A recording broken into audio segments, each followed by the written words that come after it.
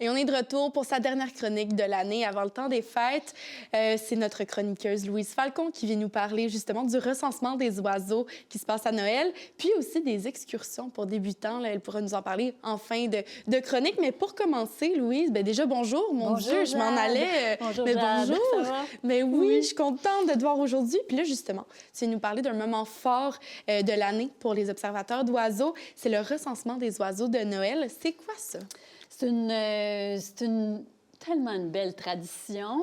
Tu sais, l'ornithologie, on le dit souvent, c'est une science participative. C'est la science qui bénéficie le plus de la part des observateurs d'oiseaux, en ce sens que les données des observateurs servent à la recherche scientifique. Okay. Et le recensement des oiseaux de Noël, c'est la plus longue base de données ornithologiques qui existe, et c'est une base de données qui est dans les 3 Amériques. Okay.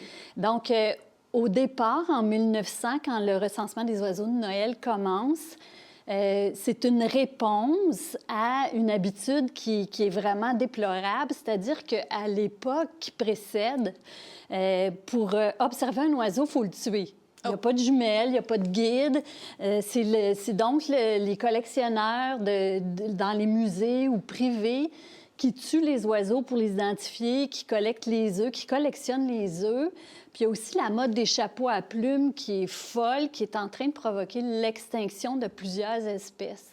Et donc, en réaction à ça, la Société Audubon, puis M. Chapman, en 1900, décide d'observer à Noël le plus grand nombre d'oiseaux parce qu'il y a une tradition qui est de tuer le plus grand nombre d'oiseaux. Donc là, on renverse puis le la plus tradition. gros tas, bien, c'est l'équipe gagnante. Fait qu'imagine.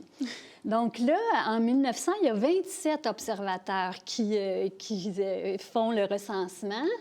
Mais depuis ce temps-là, la façon que ça fonctionne, c'est qu'on peut devenir responsable d'un territoire de recensement qui est un cercle de 24 km. C'est grand, là.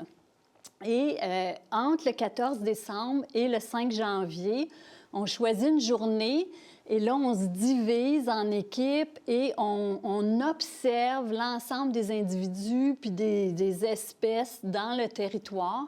Et à la fin de la journée, on se réunit pour faire notre décompte. Et là, toutes les données d'observation s'en vont dans la base de données du recensement des oiseaux de Noël. Mais là, j'ai une petite question. Comment est-ce que vous identifiez les espèces à identifier? Comment c'est vraiment... Non, bien je là, vois... nous, on les connaît. Oui, c'est là, ça, je mais... veux dire, quand on voit un oiseau dans notre territoire, là, on sait que c'est un grand corbeau ou on sait... OK, donc vous comptez vraiment le nombre que vous croisez dans la journée. 8 corneilles, plus 4, plus 12, wow. Puis 30 pigeons. C'est d'ouvrage. Oui, c'est fatigant quand même. Là. Des fois, c'est à pied dans la neige. En voiture, des assez longues distances aussi, là, 85 km par petite parcelle. Fait que c'est ça, on compte, on dénombre tout, puis ensuite on collige l'information, puis on l'entre dans la base de données. Fait que juste pour impressionner, là, en 2023, c'était la 124e édition du recensement des oiseaux de Noël. Dans les 3 Amériques, il y a 2600 territoires qui ont été recensés. Wow. 83 000 personnes qui ont participé à c'est une vraie communauté, là, vraiment tout le monde se met sur arrêt, puis là, on décompte. Là. Oui, puis 2300 espèces d'oiseaux différentes qui ont été recensées. Nous, à Longueuil, on a un territoire dont le centre est au Jardin botanique de Montréal, donc ça va jusqu'à Laval, jusqu'à Varennes, Verchères, Boucherville, Longueuil, Montréal, Repentigny, en tout cas, c'est grand. Nous, c'est notre 31e année. Et l'an dernier, on a battu notre record. On a observé 74 espèces. Wow. C'est beaucoup quand même parce qu'il faut penser que quand le run est fait à l'hiver, là, les migrateurs sont partis. Il reste juste des oiseaux résidents qui passent l'hiver avec nous.